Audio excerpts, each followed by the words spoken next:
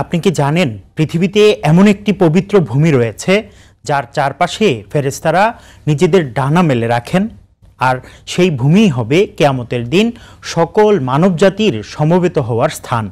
এই ভূমি সম্পর্কে কোরআন ও হাদিসে এমন অনেক বিস্ময়কর কথা বলা হয়েছে যা জানলে আপনি মুগ্ধ না হয়ে পারবেন না। চলুন জেনে নেই শামের বরকতপূর্ণ ভূমির আশ্চর্য ইতিহাস। একদিন আসবে যখন শাম ভূমি হবে ইমানদারদের শেষ আশ্রয়স্থল। পৃথিবী জুড়ে ফিতনা ছড়িয়ে পড়লেও এখানকার ভূমি থাকবে নিরাপদ।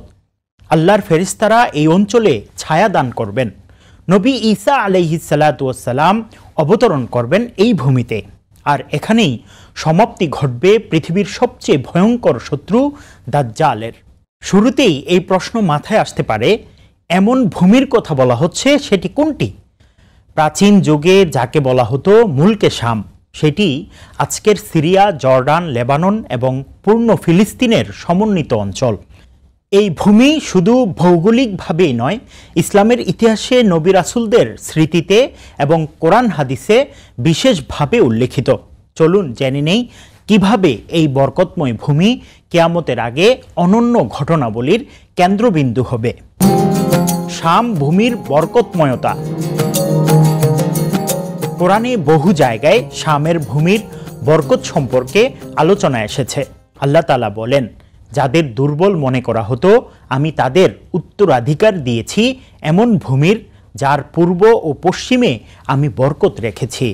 আরেক আয়াতে বলা হয়েছে, পরম পবিত্র তিনি যিনি তার বান্দাকে মসজিদে হারাম থেকে মসজিদে আকসা পর্যন্ত রাতের বেলায় ভ্রমণ করিয়েছিলেন, এর চারপাশে আমি বরকত রেখেছি।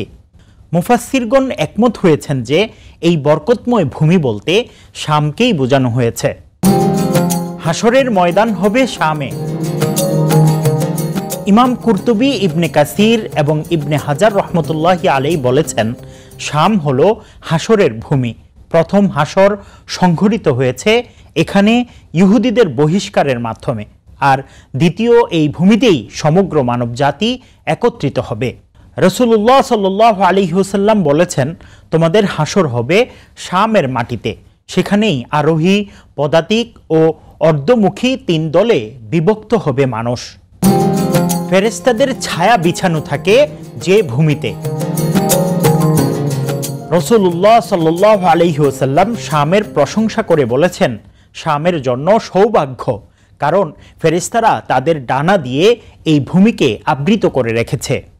এক বিশেষ হাদিসে বলা হয়েছে, কিয়ামত পর্যন্ত একটি দল শামে হকের উপর অটল থাকবে। তাদের কোনো শত্রু কখনো পরাজিত করতে পারবে না। রাসূলুল্লাহ সাল্লাল্লাহু আলাইহি ওয়াসাল্লাম বলেছেন, যখন শামবাসীরা খারাপ হয়ে যাবে তখন তোমাদের আর কোনো কল্যাণ থাকবে না, তবে আমার উম্মতের একটি দল সবসময় সাহায্য প্রাপ্ত হবে। শাম হবে নবী ঈসা আলাইহিস সালামের অবতরণের স্থান।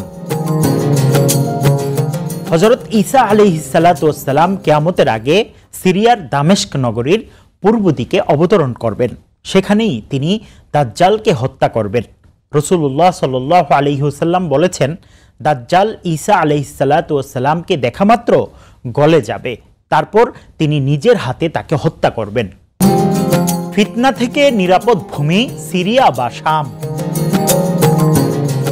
যখন পৃথিবীতে ফিতনা ছড়িয়ে পড়বে তখন শাম থাকবে শান্ত ও নিরাপদ। রাসূলুল্লাহ সাল্লাল্লাহু আলাইহি ওয়াসাল্লাম বলেছেন, ফিতনার সময়ে শাম হবে ঈমানের ঘাঁটি। কোরআনের আলো এখান থেকেই ছড়াবে। নবী করিম সাল্লাল্লাহু আলাইহি ওয়াসাল্লাম তার উম্মতকে শামে অবস্থানের জন্য ওসিয়ত করেছেন। তিনি বলেছেন, যখন ফিতনা ছড়িয়ে পড়বে তখন শামের ভূমি আঁকড়ে ধরো। শুরাইহ ইবনে উবাইদ রহমতুল্লাহি আলাইহি বলেন, হযরত আলী রাদিয়াল্লাহু তাআলা আনহু একবার শামবাসীদের প্রতি অভিশাপ দেওয়ার প্রস্তাব প্রত্যাখ্যান করে বলেন, আমি রাসূলুল্লাহ সাল্লাল্লাহু আলাইহি ওয়াসাল্লামকে বলতে শুনেছি, শামে আবদালরা আল্লাহর বিশেষ ওলি অবস্থান করেন। তারা 40 জন থাকেন। যখন একজন মারা যান আল্লাহ তার স্থানে আরেকজনকে নিযুক্ত করেন। তাদের বরকতে বৃষ্টি হয় এবং শত্রুর বিরুদ্ধে জয়লাভ হয়। মুআবিয়া ইবনে কুররাহ রাদিয়াল্লাহু তাআলা আনহু বর্ণনা করেন, রাসূলুল্লাহ সাল্লাল্লাহু আলাইহি ওয়াসাল্লাম বলেছেন, যখন শাম ফাসাদে জড়িয়ে পড়বে তখন তোমাদের মধ্যেও কোনো কল্যাণ থাকবে না। আমার উম্মতের একটি দল সর্বদা সাহায্যপ্রাপ্ত হবে আর কিয়ামত পর্যন্ত কেউ তাদের ক্ষতি করতে পারবে না। হযরত আবু দরদা রাদিয়াল্লাহু তাআলা আনহু বর্ণনা করেন, রাসূলুল্লাহ সাল্লাল্লাহু আলাইহি ওয়াসাল্লাম বলেন, মহাযুদ্ধের সময় মুসলিমদের ছাউনি হবে গোতা শহরে, যা দামেস্কের পাশে অবস্থিত। এটি শামের একটি উৎকৃষ্ট স্থান। মুমিনদের শেষ আশ্রয়স্থল হবে শামে। রাসূলুল্লাহ সাল্লাল্লাহু আলাইহি ওয়াসাল্লাম বলেছেন, মুমিনদের বাসভূমি হবে শামের পবিত্র ভূমি। শামের ভূখণ্ড শুধুই একটি ভূমি নয়, একটি বরকতময় এবং আল্লাহ তাআলার বিশেষ রহমতের প্রতীক। কিয়ামতের আগে এই অঞ্চলে সংঘটিত হবে এমন অনেক ঘটনা যা পৃথিবীর ইতিহাসে অনন্য হয়ে থাকবে। এই ভূমি শুধু নবী রাসূলদের স্মৃতি নয়, বরং এক মহা বরকতময় ভবিষ্যতের ইঙ্গিত বহন করে।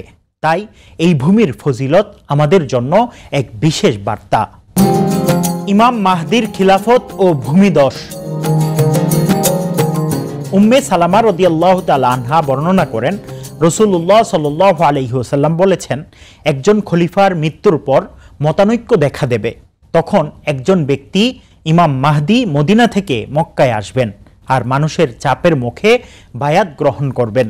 তার বিরুদ্ধে শাম থেকে একটি দল পাঠানো হবে, কিন্তু তারা বাইদা নামক স্থানে ভূমিদশে পতিত হবে।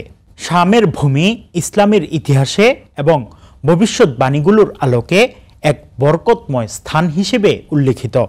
এটি শুধু রাসূলদের স্মৃতিধন্য নয়, বরং কিয়ামতের গুরুত্বপূর্ণ ঘটনাবলীর কেন্দ্রবিন্দু।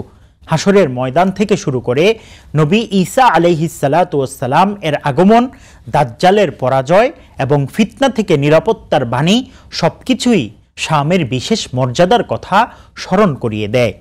বর্তমান সময়ে শামের পরিস্থিতি বিবেচনা করলে দেখা যায়, এই ভূমিতে সংঘটিত ঘটনাগুলো ইসলামের ভবিষ্যৎবাণীগুলোর প্রাসঙ্গিকতাকে তুলে ধরছে। শামের ভূমি শুধু ভৌগোলিক অঞ্চল নয়, বরং তা ঈমানদারদের জন্য শিক্ষা, সতর্কতা এবং আশা জাগ্রত করার এক অনন্য প্রতীক। আমাদের উচিত শামের ভূমি সম্পর্কে আরও জানার চেষ্টা করা, নবীজি সাল্লাল্লাহু আলাইহি ওয়াসাল্লামের ওসিয়ত অনুসরণ করা এবং এই বরকতময় ভূমির ফজিলত হৃদয়ে ধারণ করা। আল্লাহ তাআলা যেন আমাদেরকে কিয়ামতের আগেই নিজেদেরকে পরিশুদ্ধির তৌফিক দান করেন, কিয়ামতের ভয়াবহতা থেকে রক্ষা করেন। আমিন।